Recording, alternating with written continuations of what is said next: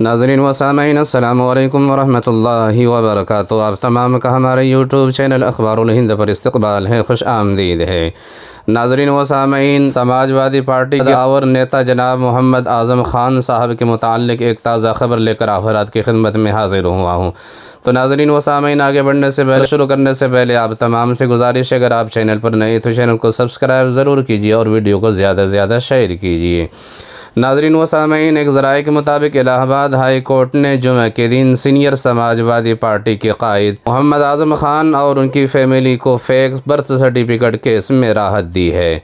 मामला की समाअत करते हुए अदालत ने आज़म ख़ान की 7 साल कैद पर रोक लगा दी है। बताया जाता है कि उनकी बेगम तज़ीन फ़ातिमा और बेटे अब्दुल्ला आज़म की सज़ा पर रोक नहीं लगी, हालांकि उन्हें ज़मानत ज़रूर मिली है। आज़म ख़ान के वकील शरद शर्मा ने यह बात बताई है।